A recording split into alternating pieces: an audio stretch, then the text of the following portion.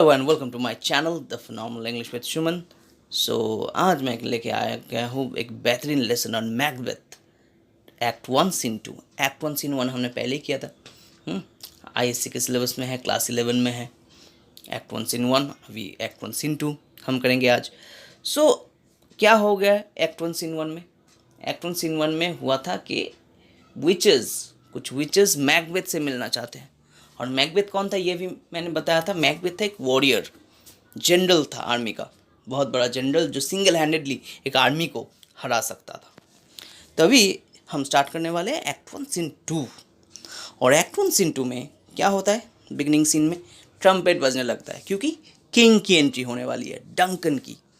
Duncan enters with his sons Malcolm and Donalbain. तो Duncan का दो son है, एक है मैल्कम, एक है Donalbain, along with duke of Lennox and number of attendants. तो राजा अकेला थोड़ी आएगा, 7 प्रिंस हैं। 2 प्रिंसेस, क्राउन प्रिंस हम कह सकते हैं, राजा के बाद जो राजा होने वाला है, मैल्कम और डोनाल्ड बेन, राइट। और उसके साथ है ड्यूक ऑफ लेनक्स और कुछ अटेंडेंट्स है। और वो एक कैप्टन से, एक वुंडेड कैप्टन से, जो अभी अभी बैटल फील्ड से दौड़ के आ रहा है, उस वुंडेड कैप्टन से वो लोग मीटिंग कर रहे हैं। क्योंकि उन दिनों तो व्हाट्सअप नहीं था, तो व्हाट्सअप ना होने के कारण या फिर वीडियो कॉलिंग ना होने के कारण वॉर में क्या चल रहा है डायरेक्टली तो किंग तक नहीं पहुंच सकता ना। तो कोई मैसेंजर आता था, ऐसे आके किंग को बताता कि साहब देखिए ऐसा ऐसा हो रहा है बैटलफील्ड में। तो ये वुंडेड कैप्टन थोड़ा बहुत जो ज़ख्मी है वो आ गया है डंकन से बातचीत करने और वॉर का हाल सुनाने। तो ये वॉर किस लिए चल रहा है ये मैं बता दूं। तो ये वॉर चल रहा है कि ये जो किंग डंकन है, इनके अगेंस्ट कुछ रेबल फोर्सेस खड़े हो चुके हैं। और जो रेबल फोर्सेस खड़े हैं उनमें शामिल हैं, पहले तो उनका खुद का ही एक ऑफिसर, थेन ऑफ कॉडॉर। तो थेन क्या होता है? थेन का स्पेलिंग है वैसे THANE। इस थेन का मतलब होता है एक सेक्टर का ऑफिसर। मतलब मान लो आज के ज़माने का जो चीफ मिनिस्टर होता है ना, एक मतलब डिस्ट्रिक्ट का या फिर एक स्टेट का जो हेड होता है, उसे हम थेन कहते हैं। ये थेन ऑफ कॉडर जो है वो रेबल हो चुका है हमारे किंग के अगेंस्ट, किंग डंकन के अगेंस्ट। और उसी का साथ दे रहा है नॉर्वेजियन किंग मैकडोनल्ड, और उसके साथ है कुछ आयरिश फोर्सेस, आयरलैंड। तो उन दिनों स्कॉटलैंड और आयरलैंड में बहुत ज़्यादा झगड़ा होता ही रहता था। उन दिनों आयरलैंड और स्कॉटलैंड में हमेशा ही ऐसे थोड़ा बहुत नोक झोंक तो चलता ही रहता था वैसे। और स्कॉटलैंड और इंग्लैंड का भी तुम लोगों को पता ही होगा, उतना बहुत उन दोनों का जो मेल मिलाप है उतना ज़्यादा है नहीं। मतलब जैसे इंडिया पाकिस्तान है वैसे ही स्कॉटलैंड आयरलैंड या फिर इंग्लैंड के बीच संबंध हैं। तो जो भी हो, तो डंकन के अगेंस्ट ये सारे फोर्सेस खड़े हो चुके हैं, डंकन के अगेंस्ट रेबल खड़े हो चुके हैं। और इस रेबल फोर्सेस को, इस जॉइंट रेबल फोर्सेस को हराने के लिए हमारे 2 जनरल बैंको और मैकबेथ गए हुए हैं। तो उसी बैटलफील्ड से जो भी खबर है वो ये वुंडेड कैप्टन ला रहा है, आंखों देखा हाल सुनाने के लिए आया है डंकन को। सो डंकन पूछते हैं, what bloody man is that? He can revolt as seemeth by his flight of the revolt the new state. तो डंकन को देखते ही पता चल रहा है कि ये कैप्टन तो बिल्कुल बैटलफील्ड से दौड़ते हुए आ रहा है। क्या बोलता है, देखो ये कौन है ये आदमी। इसे तो देख के लगता है कि ये हमें बैटलफील्ड का कुछ खबर दे सकता है, क्या चल रहा है वहाँ पे। मैल्कम कहता है कि this is the surgeons who like a good and brave Hardy soldier fought against my captivity. Hail brave friend, say to the king the knowledge of the broil as thou didst leave it. Malcolm जो कि हमारे crown Prince हैं, Malcolm को बंदी बनाया जा रहा था। उसी दौरान इस कैप्टन ने अपने जान की बाजी लगा के उसे बचाया, है ना। तो मैल्कम कहता है कि तुम तो बैटलफील्ड से आ ही चुके हो, तो हमारे किंग को बताओ कि तुमने क्या देखा और बैटल में क्या चल रहा है। अभी हम गेनिंग पोजीशन या पॉजिटिव पोजीशन में है या फिर नेगेटिव पोजीशन में। सो कैप्टन ने कहा कि हाँ ठीक है मैं बताता हूँ। Doubtful it stood as two spent swimmers that do climb together and choke their art, the merciless MacDonald worthy to be a rebel, for two that multiplying villainies nature do swarm upon him. From the western isles of Kern and Gallo glosses is supplied, and fortune on his damned quarrel smiling showed like a rebel's whore, but all's too weak for brave Macbeth Well, he deserves that name, disdaining fortune with his brandished steel, which smoked with bloody execution. Like valor's minion carved out his passage till he faced the slave, which never shook hands nor bade farewell to him, till he unarmed him from the nave to the chops and fixed his head upon our battlements. तो बहुत बड़ा लंबा चौड़ा line बक दिया है हमारे captain ने. तो इसका जो मतलब है मोटा मोटा इंग्लिश में वो यही है कि जो आउटकम है अभी डाउटफुल है. मतलब क्या रिजल्ट होगा वो तो मुझे नहीं पता, पर दोनों आर्मी मतलब हमारे स्कॉटलैंड की आर्मी और जो रेबेलियन फोर्सेस है दोनों ही काफ़ी हद तक टायर्ड हो चुके हैं. They are like swimmers. अगर तुम ज़्यादा देर स्विमिंग करो पानी में तो क्या होगा, एक टाइम पे तुम्हारे हाथ पैर चलना बंद कर देंगे, इतना ज़्यादा टायर्ड हो जाओगे. सो इम्पॉसिबल हो चुका है अभी हम दोनों के लिए, इन दोनों फोर्सेस के लिए, मतलब स्कॉटलैंड के फोर्स और रेबेलियन फोर्स दोनों के लिए ये अभी इम्पॉसिबल हो चुका है और ज़्यादा लड़ना. दोनों ही काफ़ी हद तक टायर्ड हो चुके हैं. और मैकडोनल्ड का जो आर्मी है, मैकडोनल्ड सच में एक रेबल है. तो मैकडोनल्ड छोड़ने वाला आदमी तो है नहीं, बहुत ज़्यादा मतलब वो फेरोशियस है, अपने फुल स्किल्स लगा रहा है किंग के अगेंस्ट रेबल वो खड़ा हुआ है. इसलिए तो एज अ रेबेलियन वो क्या कर रहा है और भी पावर उसने जुटाया है और उसमें खुद भी बहुत सारे विलेनियस क्वालिटी है. एक विलेन की तरह, वो असली विलेन की तरह स्कॉटलैंड को मात देने के लिए हर एक पैतरे वो अपना रहा है. और क्या है, क्या कहता है कि उसने आयरलैंड और हेब्राइड्स मतलब स्कॉटलैंड, आयरलैंड और कहा गया था ना ऊपर में गैलो ग्लासेस, तो गैलो ग्लासेस मतलब स्कॉटलैंड और वेस्टर्न आइल्स मतलब आयरलैंड. इन दोनों जगह से भी उसने बहुत सारे फोर्स इकट्ठा किया हुआ है और हमारे अगेंस्ट में वो काम करवा रहा है ना. अभी क्या है, अभी उन दिनों हेब्राइड्स जो जगह था वो अभी तो स्कॉटलैंड में है, बट तभी वो थोड़ा बहुत मतलब एक पॉइंट ऑफ डिस्प्यूट था. जैसे कि हमारे कश्मीर हुआ करता था 2-4 साल पहले कि कश्मीर पाकिस्तान का है या फिर इंडिया का है, इन दोनों में विवाद हुआ करता था. वैसे ही इन गैलो ग्लासेस जिसे हम कह रहे हैं हेब्राइड्स, इसमें भी बहुत ज़्यादा विवाद होते रहते थे, पर अभी वो स्कॉटलैंड के अंदर ही है. जो भी है शायद. सो एक ही चीज़ है कि आयरलैंड और स्कॉटलैंड दोनों का मुठभेड़ हो गया और स्कॉटलैंड के अगेंस्ट और कौन खड़ा हुआ है, हमारे नॉर्वेजियन किंग. तो जो घर का वेदी लंका ढा रहा है यहाँ पे वो है हमारे थेन ऑफ कॉडोर, राइट. तो अभी ये जो चल रहा था इतना बड़ा एक ट्रेजेडी, इतना बड़ा एक युद्ध, तो उसमें लक किसको फेवर कर रहा था, मैकडोनल्ड को, क्योंकि उसने इतने सारे फोर्स जो इकट्ठा कर रखे थे. पर हमारे मैकबेथ भी कुछ कम नहीं, वो कभी भी टेबल्स को टर्न कर सकता है, वो कभी भी लक को अपने हक में कर सकता है, क्योंकि वो बहुत ही ज़्यादा ब्रेव है. और कहा ही जाता है हिम्मत मर्दा तो मदद खुदा. तो अगर किसी के पास हिम्मत हो, वो ब्रेवरी दिखाए, तो भगवान भी उसे ही फेवर करने लगता है, लक भी उसे ही फेवर करने लगता है. तो वैसे ही हुआ, जो अपने स्मोकी ब्लड स्टेन्ड जो तलवार है उसी के साथ हर एक को मूली गाजर की तरह काटने लगा. मैकबेथ मैंने पहले भी कहा था कि वन हैंडेडली डिफीट कर सकते हैं एक आर्मी को. इतना ज़्यादा पावरफुल, इतना ज़्यादा वेलॉर है, मतलब इतना ज़्यादा उसका स्किल है, ब्रेवरी है ना. So not pausing to shake hands और से good bye, Macbeth split MacDonald from belly to jaw and stuck his head on the walls of the castle. तो क्या किया, मैकडोनल्ड को चीर फाड़ दिया, बिल्कुल एकदम गर्दन से लेकर पेट तक चीर के रख दिया और उसके जो सर है, सिर को वॉल में एज अ सोवेनियर उसे टंगा दिया उसने. तो ऐसा है मैकबेथ, सिंगल हैंडेडली डिफीट कर सकता है, कि खौफ है दुश्मन के, नींद उड़ा सकता है, ऐसा एक आदमी है मैकबेथ. अभी डंकन क्या कहते हैं, ओह वैलियंट कज़न. तो ये वाला क्लू हमें चाहिए था. तो अभी मैकबेथ डंकन का कुछ लगता है, क्या लगता है, cousin.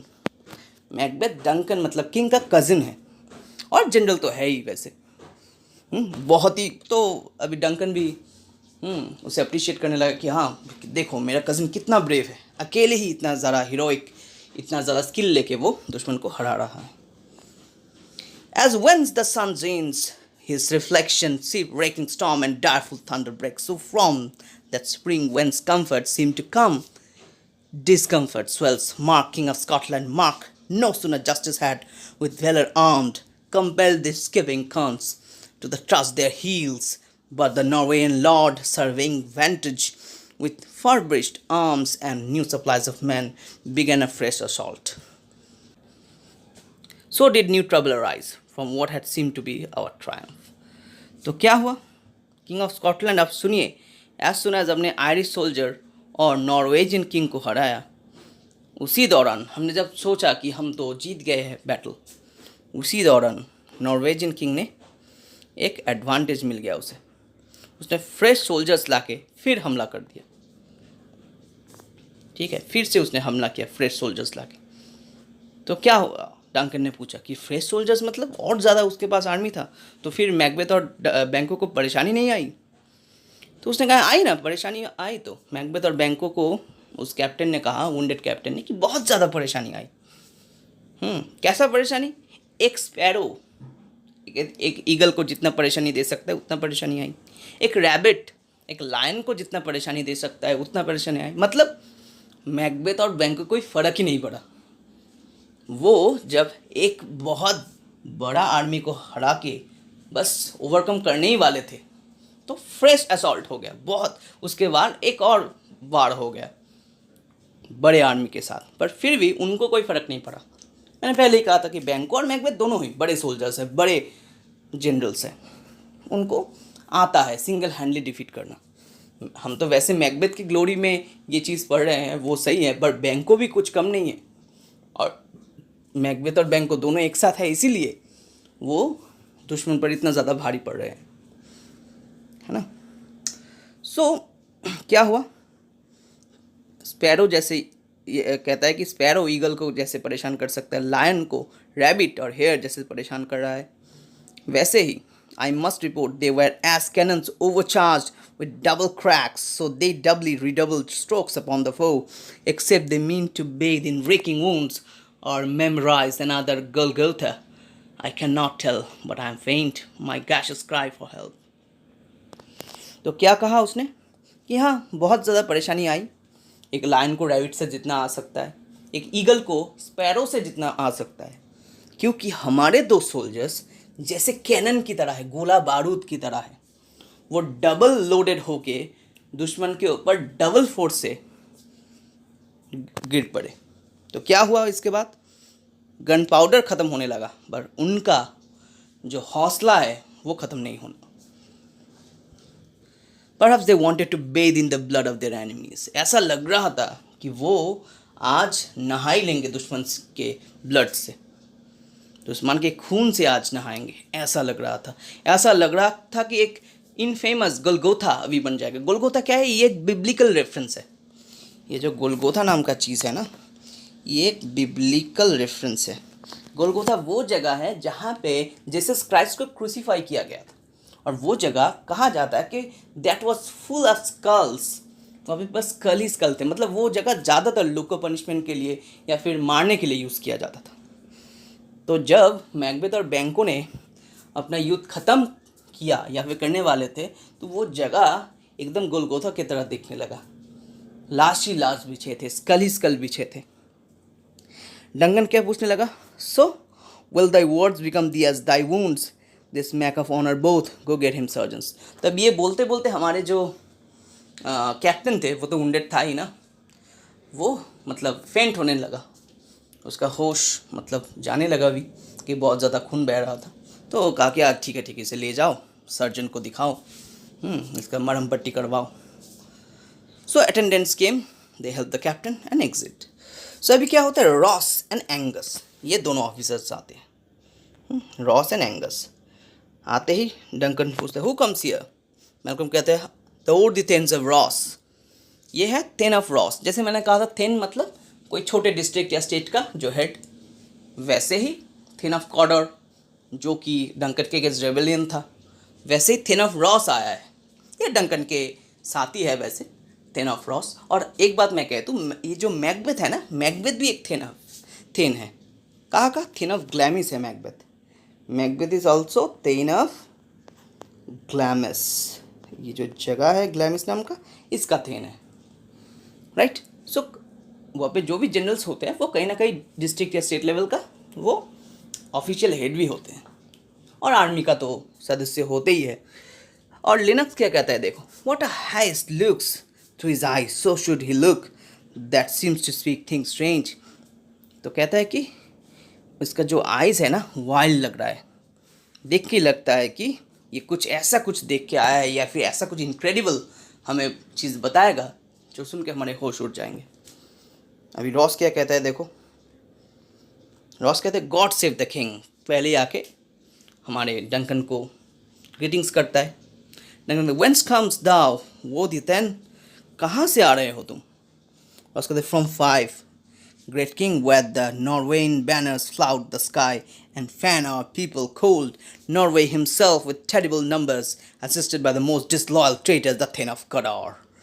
Began a dismal conflict till the Bellona's bridegroom lapped in proof, confronted him with self-comparisons, point against point, rebellious arm against arm, curbing his lavish spirit, and to conclude, the victory fell on us. तो क्या कहते हैं देखो, मैं कहाँ से आ रहा हूँ? मैं 5 नाम का एक जगह है, थीन ऑफ 5, मतलब वहाँ पर भी एक थीन रहता है, वो हम बाद में पढ़ेंगे। तो 5 का जो जगह है वहाँ से मैं आ रहा हूँ। समय पहले भी नॉर्वेजियन फ्लैग मतलब फ्लाई कर रहा था, नॉर्वेजियन फ्लैग वहाँ पे अपने उसका जो परचम है वो लहरा रहा था। और हमारे जो आदमी थे, हमारे जो देश के लोग थे, वो डर रहे थे क्योंकि नॉर्वेजियन किंग क्या हो गया था, रेबल हो गया था। और उसके साथ कौन दे रहा था? हमारा डिसलॉयल सोल्जर थिन ऑफ कॉर्डर। मैंने पहले ही कहा था कि थिन ऑफ कॉर्डर भी इनसे मिला हुआ, यही है घर का वेदी जो लंका ढा रहा है। अभी क्या है, थिन ऑफ कॉर्डर ने तो अपना जी जान लगा दिया, पर मैकबेथ जब वहाँ आया, और Macbeth was like Bellona's husband, met the rebellious thin sword in hand-to-hand combat, and in the end Macbeth defeated Cawdor. Right? So Bellona भी एक कैरेक्टर है, हमारे ग्रीक मैथोलॉजी में है बेलोना। तो इस बेलोना का जो हस्बैंड था वो भी बहुत ज़्यादा ऐसे ही हीरोइक था, ऐसे ही उसका भी बहुत ज़्यादा ब्रेवरी था। तो मैकबेथ ने भी ऐसे ही ब्रेवरी दिखा के थिन ऑफ कॉर्डर को हराया हैंड टू हैंड कॉम्बैट में, और विक्टोरियस हो गया हमारा स्कॉटलैंड। सो डंकन ने कहा कि ये तो बहुत ही खुशी की बात है Ross, that now Sweno the Norway's king craves composition, nor would we design him burial of his men till he disbursed at St. Colm's inch $10,000 to our general use. तो हमारे जो नॉर्वेजियन किंग थे वो कौन था? स्वेनो। वो क्या कह रहा था? एक ट्रीटी साइन करना चाहता था। होता है ना, बड़े बड़े युद्ध के बाद, युद्ध जब ख़त्म हो जाता है, एक टीम हार जाता है, एक टीम जीत जाता है, तो क्या होता है, उनके बीच में एक ट्रीटी साइन होता है कि चलो एक पीस ट्रीटी कर लेते हैं, लेट्स मेक पीस। मैं हार गया हूँ, मैं तुम्हें ये चीज़ें दूंगा और तुम मुझे छोड़ दो, या फिर ऐसे कुछ साइंस होते हैं, है ना, ट्रीटी। तो ये ट्रीटी नॉर्वेजियन किंग स्वेनो साइन करना चाहता था। तो हमने भी रिफ्यूज़ किया कि तुम अपने जो लोग हैं वो उनको घर नहीं ले जा सकते, तुम्हारे जो डिफीटेड सोल्जर्स या फिर डेड सोल्जर्स हैं इनको हम वेरी नहीं करने देंगे, until he retreated to St. Colm's inch and gave us $10,000. तो क्या होगा, पीस ट्रीटी में लिखा गया कि तुम हमें $10,000 दोगे और सेंट कॉम्स का एक जगह है वहाँ पे रिट्रीट, मतलब वहाँ से चले जाओगे, सेंट कॉम्स में चले जाओगे, यहाँ से हट जाओगे तुम अपने आर्मी लेके। तो डंकन ने कहा, no more than thane of Cawdor shall deceive our bosom interest, go pronounce his present death and with his former title greet Macbeth. तो अभी डंकन ने भी कह दिया कि ठीक है, ट्रीटी साइन हो गया, कोई प्रॉब्लम नहीं है, अभी हमारा जो घर का वेदी है उसको हम एकदम से पनिशमेंट देंगे। थिन ऑफ कॉर्डर को अभी उसने मुझे डिसीव किया था ना, तो अभी जाके अनाउंस कर दो कि उसको डेथ पनिशमेंट मिलता है, और उसका जो टाइटल है वो भी उससे छीन लिया जाता है। उसका टाइटल मतलब थिन ऑफ कॉर्डर का जो टाइटल वो उससे छीन कर किसे दिया जाएगा? मैकबेथ को दिया जाएगा। ये है हमारे एक्ट 1 सीन 2। मैं आशा करूँगा कि तुम लोगों ने अच्छे से समझा होगा। कोई क्वेश्चन क्वेरीज हो तो 100% कमेंट में मुझे पूछना। पढ़ते रहो, खुश रहो। नेक्स्ट सीन बहुत जल्दी आ जाएगा। Thank you.